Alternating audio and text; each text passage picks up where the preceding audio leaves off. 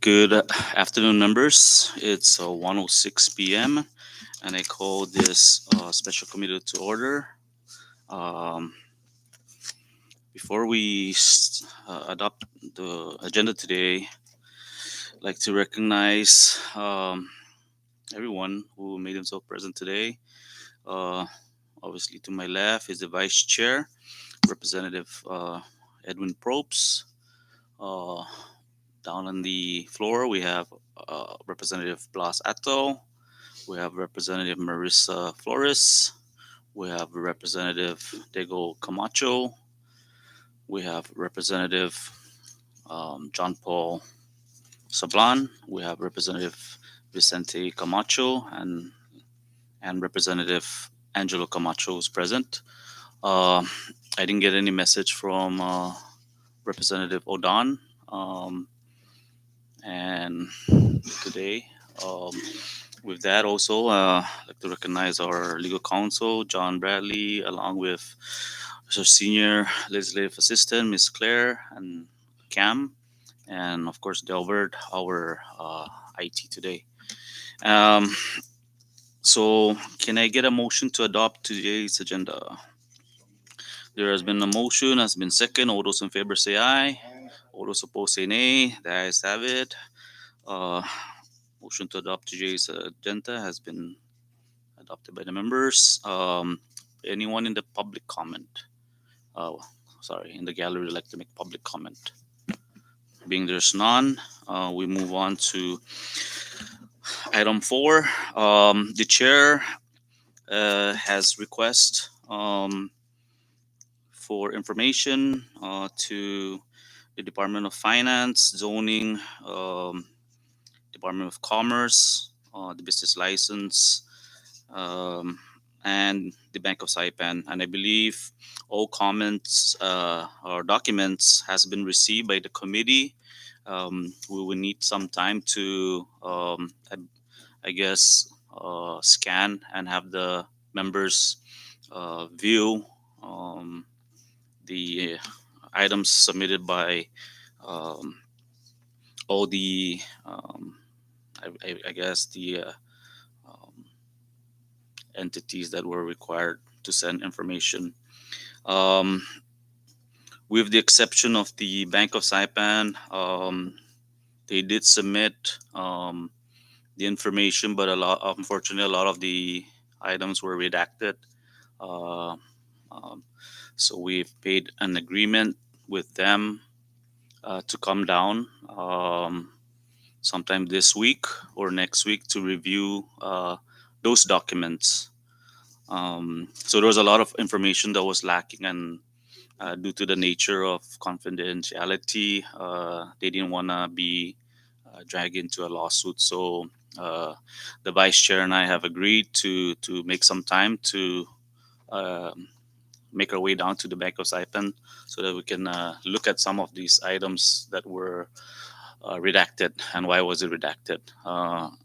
I honestly don't believe that it uh, that it should be redacted. It's public information. When they've applied for the grant, there is a spending plan that has to be identified, and we haven't seen any of those. I'm not sure if it's even included, and that's something that the vice chair and I are going to look at carefully because those items are not there. Um, Other than that, I'll now open the floor before we move forward.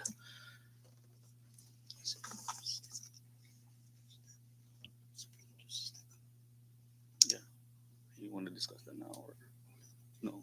Let me open up the floor for questions first. Rep Camacho. Specifically, what information were redacted from these documents?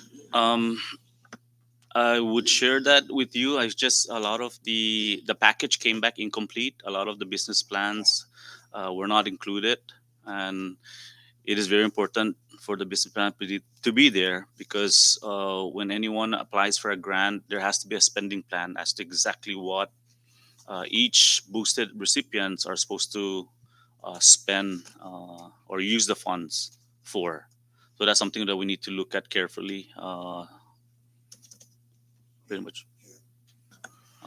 Is Rep Camacho yield or okay, Rep Sablan? So yeah, just in line with the question of Rep Camacho. So when you said you guys made an agreement that with the vice for Banco Saipan to come over to let us see So for those us to documents, go over, or so they'll for us make to go over yes, to see all those documents that are unredacted, are unredacted. not redacted, Yes, so that we can we can review view them. those documents. Review them. We're just not allowed to take photos or copies of it. Okay. As I think that was, I guess, to move things forward. We both agreed that we will come down. We just need to pick a date as to when to visit the Bank of Saipan.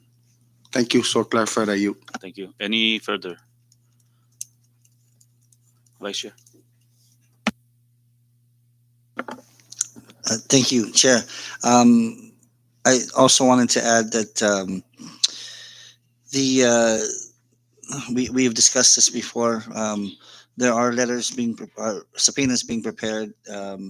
Subpoenas Ducis Tecum that will go out, Chairman, if I'm correct, tomorrow to non-stop corporations, Robert Trevilla and Cillian Sapp, as well as Shane Villanueva. So I believe our good Sergeant at Arms Pete Tawai will be responsible for delivering that. But that should go out by tomorrow, and as we've discussed before, and so that's the start of it, and for that information that we've been requesting, so that we can, and of course, once we receive it, I believe we're giving them 10 days to turn it in. We'll share it with the committee. Thank you. Thank you, Vice Chair. Any further, Rep Flores? Thank you, Mr. Chairman. I think in light of the issuance of these subpoenas, just for the record, at any event that the Sergeant at Arms, who is going to be the custodian to pass these subpoenas out, um, I guess this is a legal question. If the actual individual can't be found, is it in line with the rules that we can also, or the Sergeant at Arms, provide the subpoena to the recorded registered agent within their annual report, or who's been identified as that? Council? Council. These are all subpoenas that are issued to uh, seek documents that are being held within an agency. Now, if they're documents that are personally held, like your own text or your own emails, you would have to target that particular person. But if they're documents that would be held by the government, then there's usually a custodian, and anyone can collect those through their agency and provide them. But the typical way to do it is to subpoena the head of the agency, and then they delegate it to someone within the office to do it. So, assuming that the individual is a sole proprietor or a corporation that needs to be subpoenaed, and it's not the agency, they and the individual supposedly or maybe off island for whatever other purpose, and they cannot find this individual on island, would it be appropriate for this body to serve the subpoena to the recorded agent, as identified through Commerce or Revenue Tax? Yeah, that could be a substitute. It could be anyone who has care, custody, and control of the documents that you seek. And it could be an officer in, if it was a corporation, it could be just anyone who has control over those things. Okay, so the Sergeant at Arms could also serve their board of directors. If that's who the subpoena directed them to do. But the subpoena has to name someone specifically. Correct. So, okay, thank you. I yield. Thank you, Rep Flores. Rep Vice Chair. Thank you, Chair and colleagues. Some of the things that have been brought up in our discussions as a committee, just wanted to point a few of them out. There are some businesses that were boosted that have recently closed, and we've seen them selling things and moving off island and other things. We are hoping to get that addressed with regard to what happens to that property, or if that was part of the business plan, if they did purchase these things and they are selling it online or whatever, um, does the boost get paid back? This is something that we as a committee have to clarify with the Secretary of Finance and find out, if they do close down, what's happening to all this equipment that is a concern to us. Once they leave island, we may never see them again. But if you do look at the actual agreement that they signed, they have to report for a period of up to 5 years on what was spent. That includes all invoices, receipts, and any purchases that they made along the way. Question is, they made a purchase. Say, for example, they bought something, and they turn around and sell it. Is that fair? Is that do they pay back the Department of Finance? Do we see a return on that boost? This grant uh, did have stipulations. It did have things that they had to sign off on in agreement to those terms, and so that's something, Chairman, that we need to discuss with the Secretary of Finance. Thank you. Thank you, Vice Chair. Any further? Rep Ato. Thank you, Mr. Chairman. And I guess just for the viewing public's understanding, what was the message from Bank of Saipan that for the reason of the redacted information for each of these applicants or recipients of boosts? Um, Aside from personal information, some of them are proprietary. Uh, so I'm not sure. When we do visit the bank, we'll see exactly why was it redacted. We have a copy for everyone to. Well, as soon as we have the copies made to and available to everyone, we can start that process.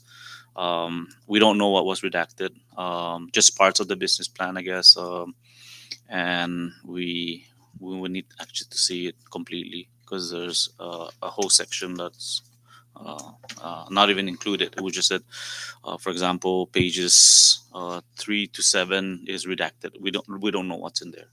Okay, well, I bring this up because when the FBI went into Banco Saipan and took all these documents, were those documents redacted before they were given to the FBI? So, as an investigative body, through through our rules here in the legislature, wouldn't that apply the same way? That the redacted information should our information shouldn't be redacted for the same reasons that they didn't redact information that the FBI had picked up from the bank. That's a really good question. Now, when the FBI went in and seized things, they did it through a search warrant, which is essentially a court order issued by a judge, which probably has the greatest amount of authority in seizing documents. At this point, we have issued a letter pursuant to a statute which tells agencies that they shall cooperate with the legislature. There are certain areas that might be confidential sufficient, such as personal information, that they redact. We don't know what that information is yet.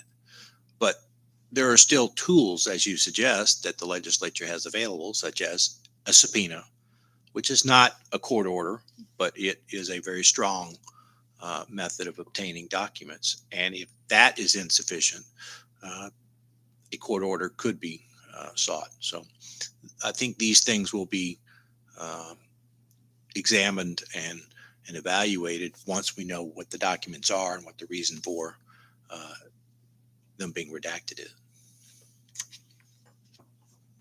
Thank you, Council. And just so that the viewing public have a better understanding of our position and maybe the steps that we may need to take to get this information from the bank at Saipan. But in addition to that, that a lot of these information were also given to this body in the previous legislature. So why redact the information or the 23rd legislature when you've provided a lot of these information already to the 22nd legislature, which is the actual report the vehicle to make sure this committee is part of the 23rd legislature as well. So that's just thank you, Mr. Chairman. Thank you, Rep. Ato, Rep. Camacho. We're not asking for their bank accounts. This is a program. Right. So I don't see why they're being reluctant now to turn those over. I Right. mean, if it's social security number, you can wipe that out. But otherwise, it's a program Yes. administered by, you know, a member of the executive office. Well, we are just I guess the Bank of Saipan is very open to us. They're giving us the information. It just they didn't want to be in a situation where a recipient files a lawsuit against them. So they're just being careful. The information is readily available for us to go and look at. It's just taking copies of it was not allowed, and that's where the chair and I agreed when we met with the Bank of Saipan. They're very cooperative. Um, so I don't think they'll be hiding any information. We will just have to go down and look at certain companies or So boosted the companies. agreement was just between the two of you. The Yeah. two of you go down to the bank. Why not the No, no. entire committee so we can We move it both quickly? agreed. Let me restate that we agreed that we would come down, As a and committee. that I'll be inviting everyone to look through it. Obviously, there's over 2,000 applicants, and I'm assuming there's it's going to be that much found there. So we're going to have to go down there and look at some of this information. We'll write Um, up a guideline what we're looking for, and then we'll get right into it. Right. And be done with. So, and that's why I've blocked off every Wednesday throughout the month of November and December, so that we can be available to be going down and scheduling to look at those documents. Thank you. Are you? Thanks. Rep. Vice.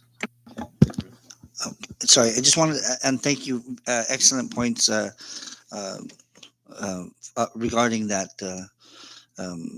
those issues. And absolutely, this is a team effort. We need all hands on deck. Obviously, we don't have deep pockets. We don't have special investigators or whatever. We are the investigators. We and our staff that help us out, and of course our councils and our legislative assistants.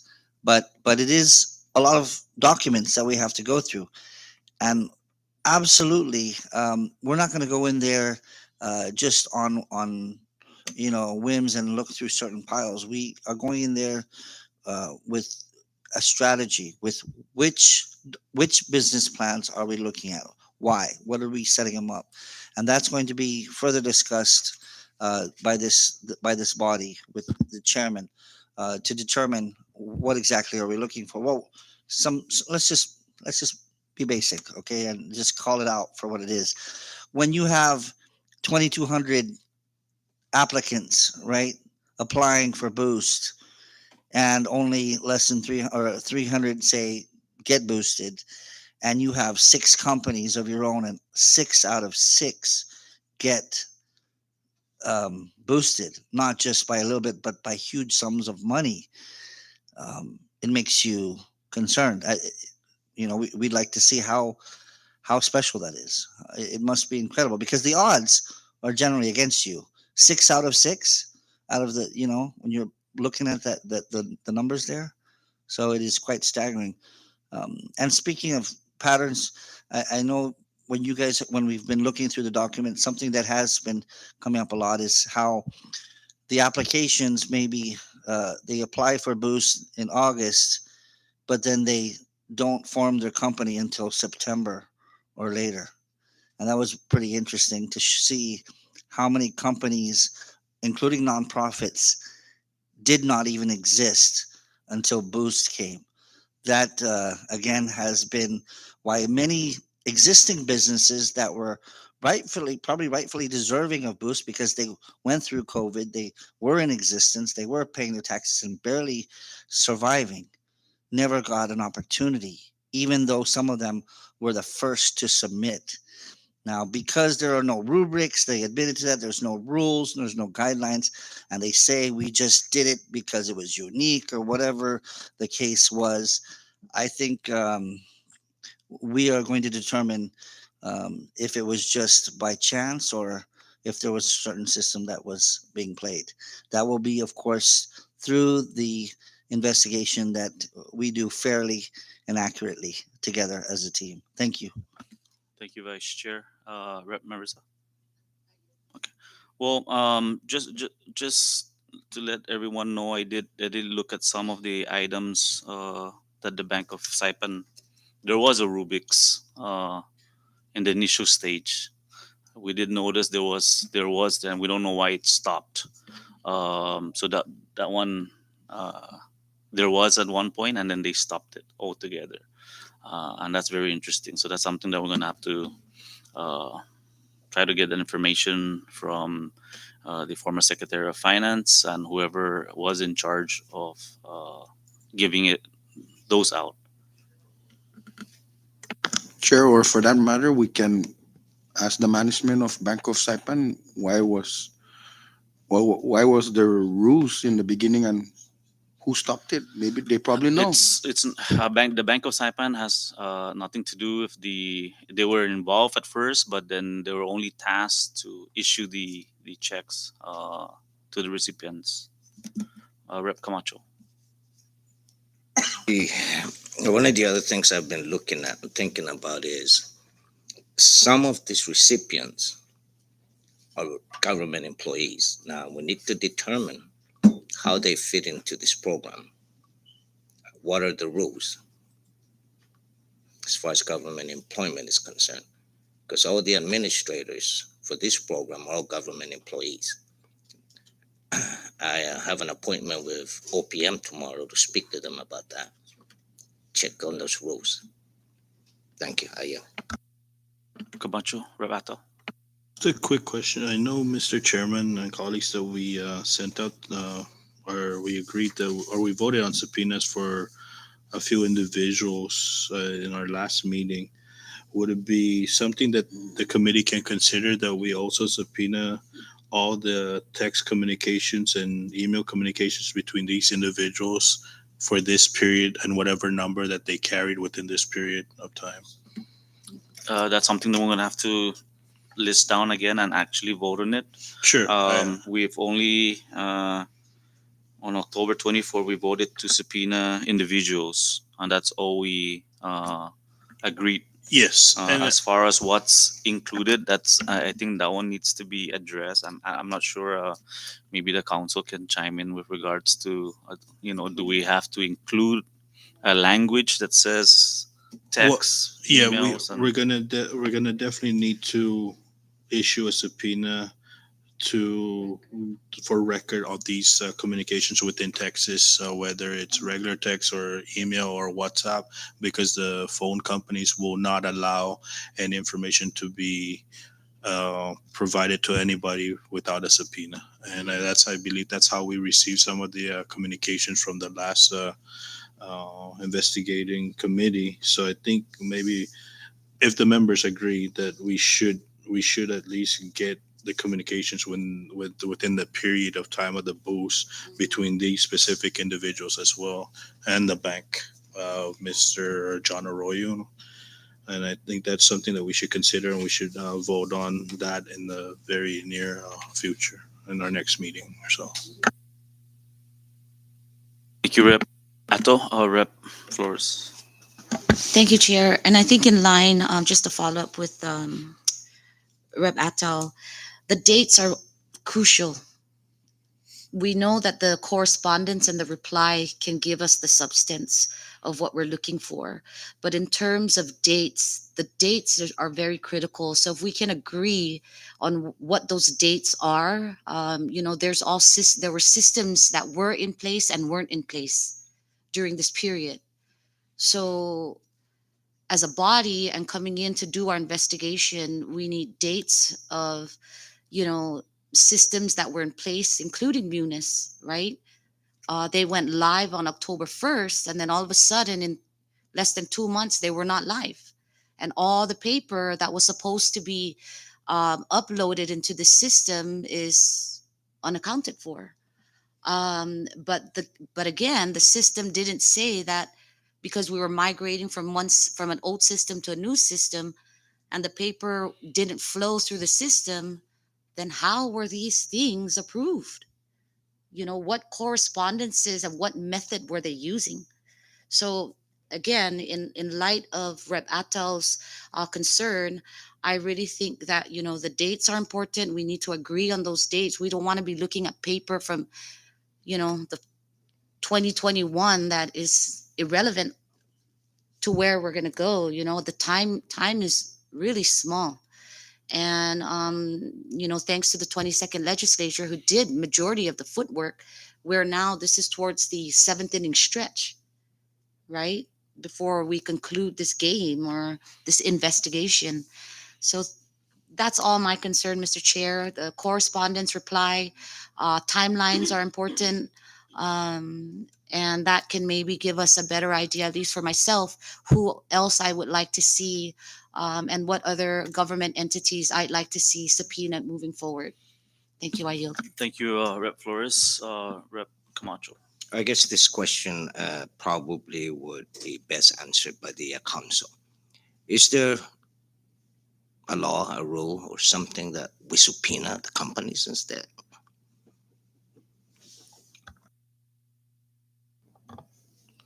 Well, the subpoena can be issued to an entity or to a person, but someone is going to have to carry it out. If you're looking for the text, for example, you would go to the communications company, which is what we did before. But if you're looking for things from the corporation, or then you go toward that. No, what I actually meant was the company, let's say, what's a good company? Let's say my company. Can you come and put a hold on my company until all this is done? No, a subpoena is a request for documents or a request for testimony. That's it. Okay. We're not we're not the attorney general. We're not a court. We're limited to investigation and collection of information. So clarified. Thank you. Thank you, Rep Camacho.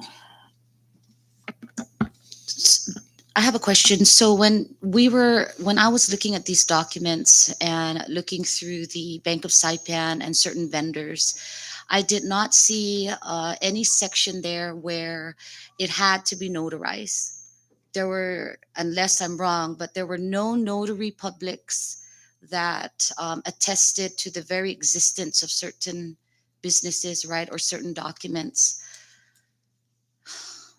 That's problematic because in terms of not accessing paper, usually the notary public has a record, right? And you can trace these things.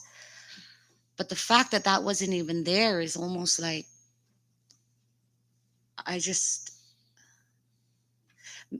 maybe we need to even ask the question, were any of these documents, do they have any documents that had stamped notary public attest?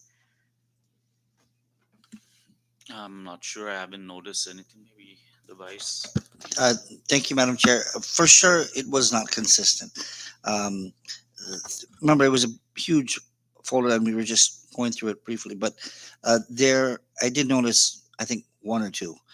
There might be more, but that's where the committee comes in, and we do our work where we all divide different binders and everything, and go through it and scrutinize that type of information. Um, what we are, like I said, certain of is something that was just, but we are, remember that we are, we're not the attorney general. We are, and I want the public to recognize that, because that's something that we are here to, of course, investigate and make our and with our findings, make recommendations on what should be done with that. But based on, and I'm speaking from just myself, not on behalf of the chairman or any of you. Based on what I have seen so far, I feel strongly that um, there are huge red flags that possibly fraud was committed and other things, and that's why we're here. We're trying to look through this and make recommendations and submit these to the proper authorities and who needs to go ahead, and not to mention, guys, that we are trying to see if we can recover any funding, not just from Boost, because this is the first component this special committee is looking at, but we are going to be looking at additional companies that were under the that were under the federal assistance and disaster related funding. So we are only at the beginning phase of this. Thank you. Thank you, Rep. Uh, Probes, you still have And the anything? only reason why I asked, thank you, Chair, is because we seem to, we can't help but not think that there may have been doctored documents, right? And that's the reason why it stands out to me, is because someone could have doctored a document, backdated that, but yet there's no systems in place of how this is done. But we do have systems and laws that allow this process to happen, right? You have these dates, you got to go here, get this. That didn't happen here.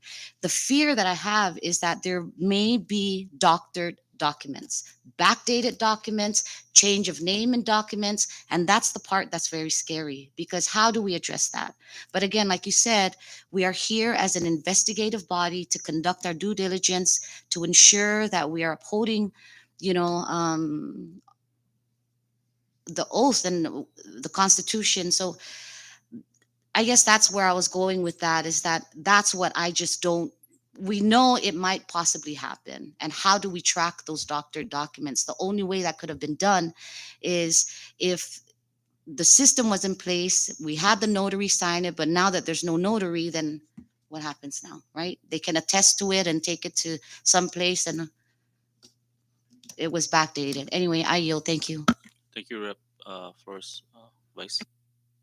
I'm sorry, I just wanted to add one, and because not everything was redacted. There were some that were put in there that obviously, if you read it, there was no proprietary information. I I don't think it was worth the paper. Some of the stuff that was written was worth the paper it was written on, particularly. And then to see this, perhaps this one nonprofit receiving $250,000 or whatever it was, absurd amount, or somewhere around that figure, for turning in something that a 10-year-old could have put together. That's where we come in as this body, and that's why we're looking to the business plans, because if you're telling me that this business plan brought in $250,000 and convinced this committee that this is so spectacular, so needed for to benefit our people, only to find out when all of us read it that this is gobbledygook.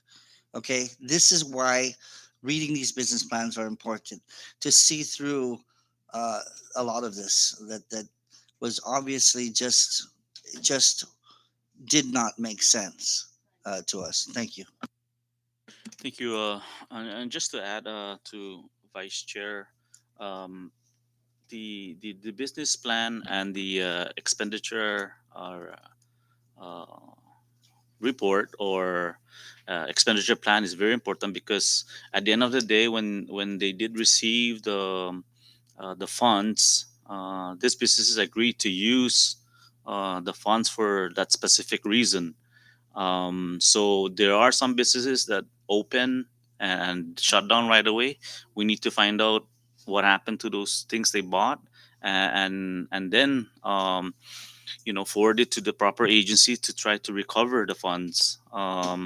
They agree to retain all records, and there is a section here that if we demand these things, and nothing, we have to report it to the AG or whoever's tasked to try to recover.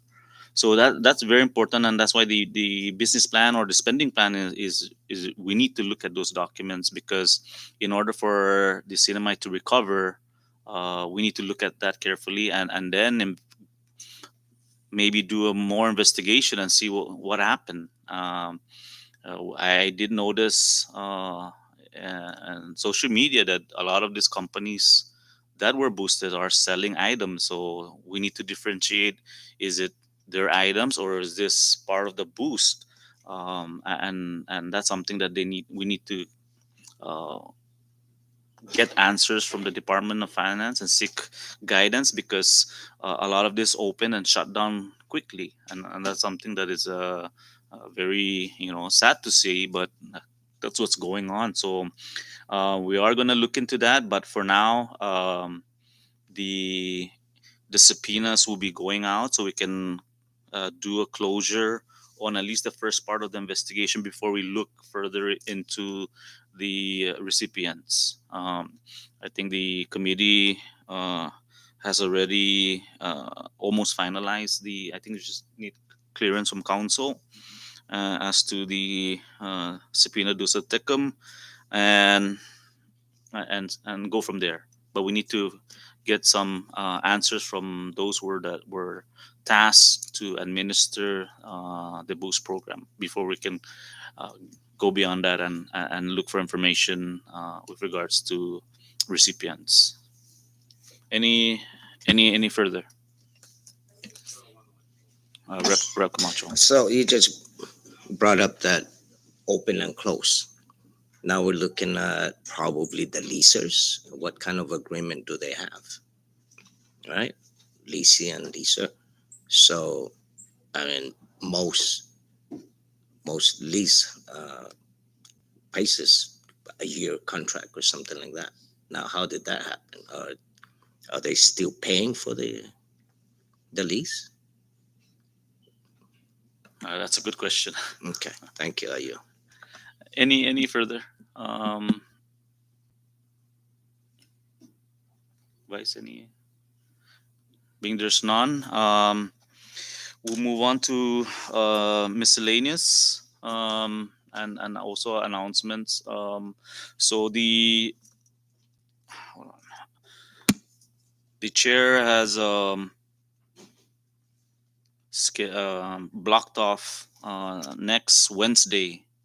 I'm not sure how long the scanning of all the items that came in um, will be done by then, and then the whole month of December, every Wednesday. So I asked the members to keep those dates open, the Wednesdays of this month and next month, and also be available between today and Tuesday of next week to go down to the Bank of Saipan to look at the business plan of those applicants. Can't bring the phones. I can't bring, yeah, we have to surrender it. Um, Chair, is this point of clarification? Is this beginning next week, Wednesday? that's correct. I believe we have a scheduled 9 a.m. meeting, and then I think it's the annual Manamku Thanksgiving. Yeah, correct. Okay. Um, so I'm gonna recess to Wednesday of next week, 1 p.m. or 1:30, and that's for as long as everybody's schedule's free. So I guess my thing is, when you make the arrangement, do we have to go in together as a committee, or can we go separately and sign in into this sign-in sheet and then conduct our 1 2 hours due diligence and then come back? Or how is this? Because given that, I don't know, maybe someone else has something else to do or whatever, can we just go in by ourselves, as opposed to the entire committee? And then maybe we can meet on Tuesday and say, okay, your job is this. This is your function. This is your function. Don't look for anything else but this. And then, that way we're all kind of isolated with a certain task. Um, we're gonna have to work that out with the Bank of Saipan, because obviously they're conducting their regular business, and we don't want to go in there and be distraction to the operating hours. But we'll have our council, Tyrone, work that out with their council as to how to go about entering the bank, because they have their own policies too with regards to who enters. So that's something that we're gonna have to discuss with the councils. We haven't decided that yet. Um, Other than that, the chair is just gonna recess to. Is there an objection? We recess to 2 p.m. on Wednesday, the 22nd. All right. Short recess.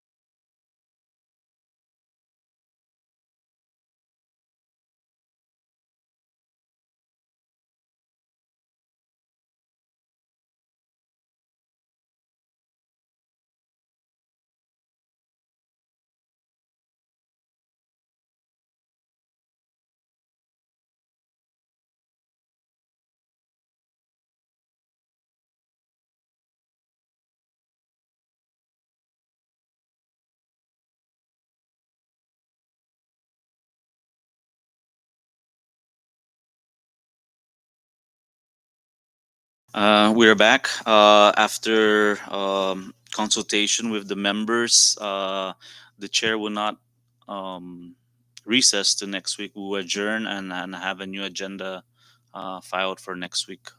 So just be on the lookout for the agenda, and we'll schedule that. As far as the other stuff,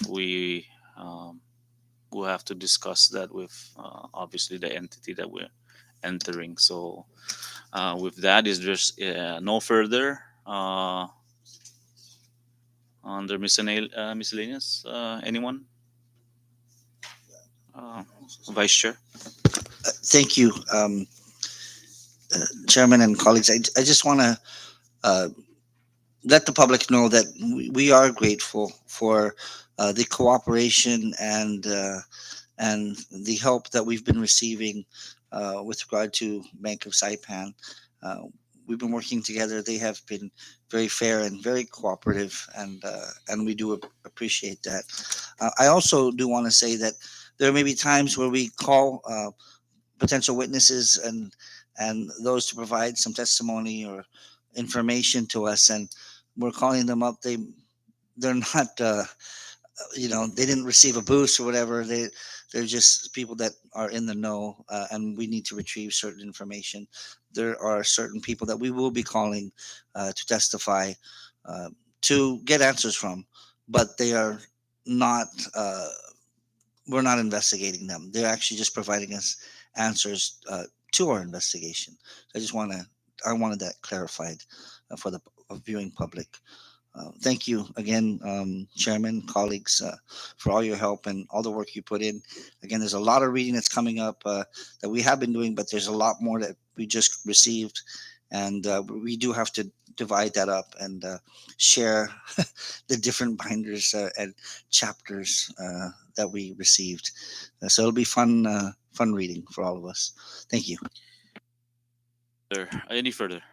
With that, we will adjourn, and members, I'll issue out the new agenda later on this week for next week. With that, thank you, members.